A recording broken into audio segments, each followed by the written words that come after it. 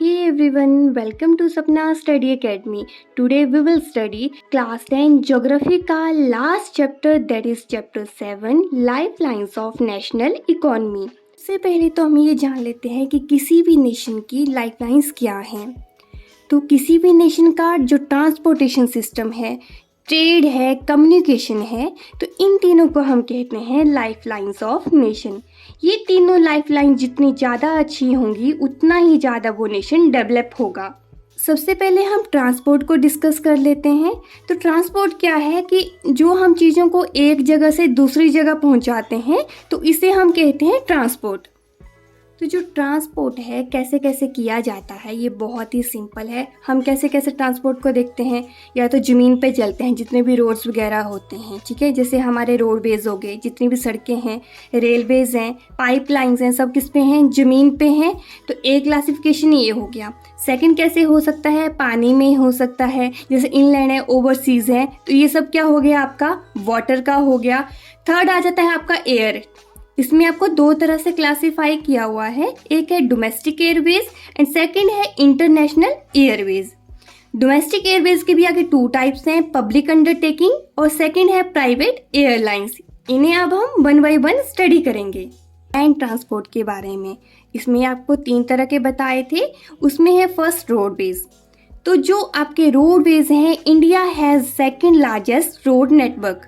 First किसका है, USA का। और जो रोड हैं उन्हें भी आगे 6 टाइप्स में क्लासिफाई किया हुआ है। फर्स्ट है golden quadrilateral super highways, second है नेशनल हाईवेज, थर्ड है स्टेट हाईवेज, फोर्थ है district roads, other roads and last है बॉर्डर रोड्स। जो फर्स्ट है गोल्डन क्वाड्रिलेटर सुपर हाईवेज, तो जो हमारी 4 मेगा सिटीज़ हैं, अभी 4 मेगा सिटीज़ कौन कौन सी हैं, दिल्ली, कोलकाता, चेन्नई एंड मुंबई।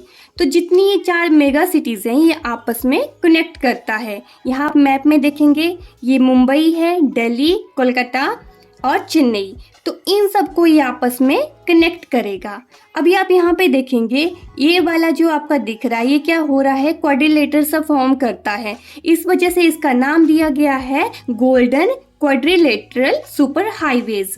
और इन्हें कौन बनाता है, तो वो बनाते हैं national highway authority of India, NHAI। ठीक है, इसे आप याद रखिएगा, कौन बनाता है, NHAI। सेकंड है नेशनल हाईवेज। तो जितनी भी स्टेट कैपिटल्स होती हैं और जो मेजर सिटीज़ होती हैं उन सबको ये कनेक्ट करता है। फर्स्ट नेशनल हाईवे है NH1 जिसका नाम है शेरशाह सूरी मार्ग। ये कहाँ से कहाँ होता है, दिल्ली टू अमृतसर। जितने भी नेशनल हाईवेज हैं उन्हें मेंटेन करता है CPWD, central public work department. Third is state highways. तो जो स्टेट कैपिटल है उसे ये कनेक्ट करेगा जितने भी डिस्ट्रिक्ट हैं उनके हेडक्वार्टर से, और ये मेंटेन होते हैं PWD से, पब्लिक वर्क डिपार्टमेंट। जितने भी आपके हाईवेज होते हैं इंटरकनेक्टेड होते हैं। जैसे फोर्थ में डिस्ट्रिक्ट हाईवेज में क्या हो जाएगा, डिस्ट्रिक्ट जो हेडक्वार्टर है किससे कनेक्ट होंगे, जितने भी आपके प्लेसेस होते हैं डिस्ट्रिक्ट में उन सबको कनेक्ट करेगा। ये मेंटेन करते हैं जिला परिषद। फिफ्थ है अदर रोड्स, जिन्हें हम रूरल रोड्स भी कह सकते हैं। जितने भी विलेज होते हैं या फिर रूरल एरिया है उन सबको ये कनेक्ट करता है टाउन के साथ, और ये सब मेंटेन होते हैं एक स्कीम के अंडर जिसका नाम है प्रधानमंत्री ग्रामीण सड़क योजना। लास्ट है बॉर्डर रोड्स। तो जितना भी एरिया जो कंट्री बॉर्डर से लगा हुआ होता है तो उसे हम कहते हैं बॉर्डर रोड्स। जो कौन मेंटेन करता है, BRO, बॉर्डर रोड्स ऑर्गेनाइजेशन, जो बना था 1960 में। जितना भी ये नॉर्थ और नॉर्थ ईस्टर्न पार्ट है सब में क्या है, माउंटेन और हिली एरिया है ये, तो यहाँ पे इस तरह के रोड्स बनाए जाते हैं। जो कौन बनाता है, BRO बनाता है, कि ताकि जो कनेक्टिविटी है उसे हम इंक्रीज़ कर सकें। अगर कनेक्टिविटी इंक्रीज़ होगी तो क्या होगा, इकोनॉमिक हमें डेवलपमेंट भी देखने को मिलेगी। तो ये थे टाइप ऑफ रोड्स। फर्स्ट में क्या आ जाता है, क्वाड्रिलेटर में क्या होगा, ये 4 मेगा सिटीज़ को आपस में कनेक्ट करता है। नेशनल हाईवेज में क्या होगा, जितनी भी कैपिटल्स हैं और मेजर सिटीज़ होती हैं उनको ये आपस में कनेक्ट करता है। स्टेट हाईवेज से क्या हो जाएगा, जो आपकी कैपिटल होती है उसे डिस्ट्रिक्ट हेडक्वार्टर के साथ ये कनेक्ट करता है। डिस्ट्रिक्ट रोड्स क्या हो जाएंगे, जो डिस्ट्रिक्ट हेडक्वार्टर है उन्हें अलग अलग से आपका कनेक्ट करता है, जो आगे आपके अलग अलग से प्लेसेस होते हैं। अदर रोड्स क्या हो जाएंगे आपके, कि जो आपके विलेज होते हैं उन्हें कनेक्ट करता है ये टाउन के साथ। बॉर्डर रोड क्या हो जाएगा आपका, जितना भी एरिया बॉर्डर के साथ लगा होता है वो वाले रोड्स इसके अंदर आ सकते हैं। तो ये 6 टाइप की इसकी क्लासिफिकेशन थी। आगे भी हम रोड को 2 तरह से क्लासीफाई कर सकते हैं। एक आता है मेटल्ड रोड और दूसरा आ जाता है नॉन मेटल्ड रोड। जैसे हमने क्या सुना होता है, पक्का रोड है, कच्चा रोड है, तो वही आपको ये दिखाई दे है। जो मेटल रोड होते हैं वो क्या है, पक्की सड़क है। किससे बनी होती हैं, सीमेंट और कंक्रीट से। जो भी हम सिटीज़ वगैरह में देखते हैं तो वहाँ पे रोड कौन से होते हैं, मेटल रोड होते हैं। और जो कच्ची सड़क होती है किससे बनी होगी, मड और ग्रेवल से बनी होती है। जितना भी रूरल एरिया में होता है, विलेज में हम देखते हैं, तो उन्हें हम कहते हैं नॉन मेटल रोड। तो अभी कोई भी चीज़ अगर बनी है तो जाहिर सी बात है उसकी अपने यूजेस होते हैं, अपनी खुद की एडवांटेजेस होती है। जैसे आपके लिए भी बहुत यूज़फुल होगा कि आप साथ साथ में अपने नोट्स बनाते रहें। और अगर कोई भी हेल्प साथ में चाहिए तो प्लीज़ कमेंट बिलो। तो अब हम देख लेते हैं एडवांटेजेस ऑफ रोडवेज़। इनके क्या क्या एडवांटेज रहते हैं कि जितना भी आपका हिली एरिया है, माउंटेन एरिया है, तो उसमें हम एज़ कम्पेयर टू रेलवे हो गया तो उसमें हम इजीली कंस्ट्रक्ट कर सकते हैं रोड्स को। जितने भी शॉर्ट डिस्टेंसेस के लिए अगर हमने कोई चीज़ ट्रांसपोर्ट करनी है तो हम क्या कर सकते हैं, रोड का यूज़ करते हैं।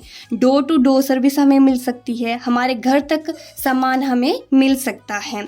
जितने भी आपके मोड्स ऑफ ट्रांसपोर्ट होते हैं, जैसे अगर हमने रेलवे स्टेशन जाना है, एयरपोर्ट जाना है, तो हम बाय रोड जाते हैं वहाँ पे, ठीक है, टैक्सी करके जाएंगे, खुद का व्हीकल से जाएंगे, तो वो किसके साथ कनेक्ट हो रहा है, अदर मोड्स ऑफ ट्रांसपोर्ट के साथ। जितना भी आपका ये रोड्स वगैरह बनते हैं इनका कॉस्ट लो रहता है as compare to railway lines. अभी जो रोड ट्रांसपोर्ट है इसमें बहुत सी प्रॉब्लम्स भी हमें देखने को मिलती हैं। जैसे फर्स्ट है इनसफिशेंट रोड है। रोड्स और ज़्यादा बनने चाहिए क्योंकि हमारे लिए इतने रोड्स काफ़ी नहीं हैं। अभी इनसफिशेंट है तो कैसे रोड रहते हैं, काफ़ी कंजेस्टेड रोड रहते हैं, अच्छी तरह से मेंटेन नहीं है। और ये भी एक चीज़ होती है कि ट्रैफिक रूल्स को सही तरह से फॉलो नहीं किया जाता है। पक्के रोड से ज़्यादा कौन से रोड हमें देखने को मिलते हैं, अनमेल्टेड रोड्स देखने को मिलते हैं। तो उस वजह से क्या होता है, रेनी सीजन में ये रोड जो है पूरी तरह से ख़राब हो जाते हैं। तो ये कुछ इसके प्रॉब्लम्स थे। तो अभी हमने रोड ट्रांसपोर्ट के बारे में पढ़ा। सेकंड आ जाता है रेलवे। तो अगर कोई भी हैवी ऑब्जेक्ट है, अगर हमने उसका ट्रांसफ़र करना है तो उसके ट्रांसपोर्टेशन के लिए हम यूज़ करते हैं रेलवे।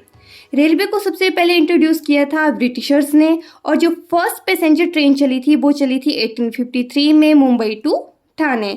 और जो रेलवे नेटवर्क है इंडिया का वो ऑर्गेनाइज होता है 18 जोन्स में। प्रॉब्लम्स क्या क्या है इंडियन रेलवे में, तो जैसे कई बार चोरी हो जाती है, ये जो रेलवे प्रॉपर्टी है वो क्या हो जाती है, डैमेज हो जाती है। बहुत से लोग विदाउट टिकट ट्रैवल कर रहे हैं, उससे इंडियन इकोनॉमी पे असर दिखता है। और कई बार क्या हो जाता है, बहुत से लोग क्या करते हैं, चेन को अननेसेसरी पुल कर देते हैं। तो ये कुछ प्रॉब्लम्स हैं। थर्ड आ जाता है पाइपलाइन नेटवर्क। इनिशियली जो हम पाइपलाइन का यूज़ करते थे पानी को ट्रांसफ़र करने के लिए, लेकिन अब हम क्रूड ऑयल, नेचुरल गैस और पेट्रोलियम प्रोडक्ट को भी पास करने के लिए हम पाइपलाइन नेटवर्क का यूज़ कर रहे हैं। तो नेटवर्क कौन कौन से हैं, एक है आपका सलाया जो गुजरात में है, वहाँ से लेके जलंधर तक। सेकंड है आपका हाजिरा जो कि गुजरात में है, वहाँ से लेके जगदीशपुर जो यूपी में है। और थर्ड आ जाता है आपका अपर असम से लेके कानपुर तक। अभी हमने लैंड ट्रांसपोर्ट के बारे में पढ़ा। अभी सेकंड आ जाता है वाटर वे। तो इसका क्या क्या यूज़ होता है, सबसे चीपेस्ट मोड होता है, ठीक है, सबसे सस्ता जो हमारे लिए रहेगा वो होता है वाटर वे। जितने भी जो हैवी सामान हैं वो हम वाटर के थ्रू ट्रांसफ़र कर सकते हैं। फ्यूल एफिशिएंट होता है, मतलब इसमें बहुत ही कम फ्यूल का हम यूज़ करते हैं। अगर कम फ्यूल यूज़ होगा तो इसका क्या मीनिंग हुआ कि ये इको फ्रेंडली होगा। इसे हम 2 टाइप में क्लासिफाई करते हैं, एक है इनलैंड और सेकंड है ओवरसी। इनलैंड का मीनिंग हो गया कि अगर हम कोई भी सामान जो है वो विद इन कंट्री ही अपना ट्रांसफ़र कर रहे हैं, और ओवरसी हो जाएगा कि दूसरी कंट्रीज में हम सामान को ट्रांसफ़र कर रहे हैं। इस तरह की ट्रांसपोर्टेशन के लिए हम सी पोर्ट देखने को मिलते हैं, जैसे कांदला पोर्ट है, Mumbai port, new Mangalore port, Kochi, Chennai, ये सब किसके एग्जाम्पल हैं, सी पोर्ट्स के एग्जाम्पल हैं। कुछ वाटर नेटवर्क हमें देखने को मिलते हैं, वो है NW नंबर 1 जो है गंगा रिवर पे इलाहाबाद से लेके हाल्दिया तक। सेकेंड है NW नंबर 2 जो है सादिया से लेके धुबरी तक। थर्ड है NW नंबर 3 जो है बेस्ट कोस्ट केरला में, और जो 4 है वो है गोदावरी कृष्णा में, और जो NW नंबर 5 है वो है महानदी से होके कहाँ पहुंचता है, ब्राह्मणी तक पहुंचता है। तो ये कुछ आपके वाटर नेटवर्क्स हैं। थर्ड मोड ऑफ ट्रांसपोर्टेशन है एयरबेस। सबसे ज़्यादा कंफर्टेबल है, फास्ट है, एक्सपेंसिव है, और जितना भी आपका जो एयर ट्रांसपोर्ट होता है वो नेशनलाइज कर दिया था 1953 में। मतलब ये सारा का सारा गवर्नमेंट ने अपने अंडर ले लिया था।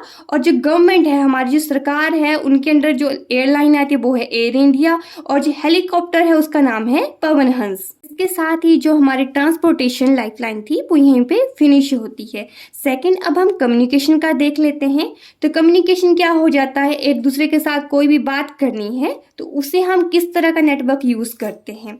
इन्हें हम 2 टाइप्स में क्लासिफाई करते हैं, एक है पर्सनल और सेकंड है मास। पर्सनल में क्या हो गया, जैसे हम मोबाइल्स का यूज़ करते हैं, लेटर्स का यूज़ करते हैं। और मास का क्या हो गया, जब हम बिगर ऑडियंस तक कोई बात पहुंचानी हो, like television, radio. Indian networks कौन कौन से हैं, जैसे इंडियन पोस्टल नेटवर्क है, लार्जेस्ट है वर्ल्ड में। सेकंड है टेलीकॉम नेटवर्क, सेकंड लार्जेस्ट है आफ्टर चाइना। और जो मास कम्युनिकेशन है, जैसे Akashvani, Doordarshan, newspaper, feature film, जो फीचर फिल्म्स हैं सबसे ज़्यादा प्रोड्यूस होती हैं इंडिया में। थर्ड लाइफलाइन आ जाती है ट्रेड। तो जब हम किसी भी सामान को एक्सचेंज करते हैं, या तो लोगों के बीच, स्टेट के बीच, या फिर कंट्रीज के बीच, तो इस चीज़ को हम कहते हैं ट्रेड। इसे हमने 3 टाइप्स में क्लासीफाई किया हुआ है, एक है लोकल ट्रेड, सेकंड है स्टेट ट्रेड, और थर्ड है इंटरनेशनल ट्रेड। लोकल ट्रेड में क्या हो जाएगा, जब हम लोकली ही ट्रेड करते हैं, मतलब विद इन टाउन या विलेज आपका ट्रेड होता है। स्टेट ट्रेड में क्या होगा, स्टेट्स के बीच में आप चीज़ों को एक्सचेंज करते हैं। और इंटरनेशनल ट्रेड हो जाएगा आपका जब कंट्रीज के बीच में हम गुड्स को एक्सचेंज करते हैं। के बहुत से फ़ायदे होते हैं, जैसे इंपोर्ट एक्सपोर्ट की वजह से क्या हो जाता है, अगर हमारी कंट्री में कोई चीज़ नहीं है तो हम दूसरी कंट्री से वहाँ से इंपोर्ट कर लेते हैं, और अगर हम एक्सपोर्ट करते हैं तो इससे हमारी इकोनॉमी भी काफ़ी तरह से उस पर अच्छा इम्पैक्ट पड़ता है। तो अब हम पहुंच गए हैं लास्ट टॉपिक में, जिसका नाम है tourism. More than 15 million people इसमें एंगेज हैं। ये क्या प्रमोट करता है, नेशनल इंटीग्रेशन को, और जितने भी जो लोकल हैंडीक्राफ्ट्स होते हैं उसे भी ये सपोर्ट करता है। टूरिस्ट आते हैं तो वो वहाँ से आके कल्चर को देखते हैं, हेरिटेज को देखते हैं, तो हम अलग अलग तरह से इन कल्चर हेरिटेज को प्रमोट कर सकते हैं, इनका ज़्यादा से ज़्यादा एक्सप्लोर कर सकते हैं। तो लास्ट टॉपिक के साथ ही हमारा ये लास्ट चैप्टर भी कंप्लीट होता है। उसके साथ ही हमने जो क्लास 10 की ज्योग्राफी है वो भी कंप्लीट कर ली है। आई होप आपने ये बहुत अच्छे से समझ लिया है। अगर फिर भी आपको कोई डाउट है तो please comment below, provide some motivation. उसके लिए क्या करना है, लाइक कीजिए, शेयर कीजिए and comment below. Thank you, मिलते हैं नेक्स्ट वीडियो में।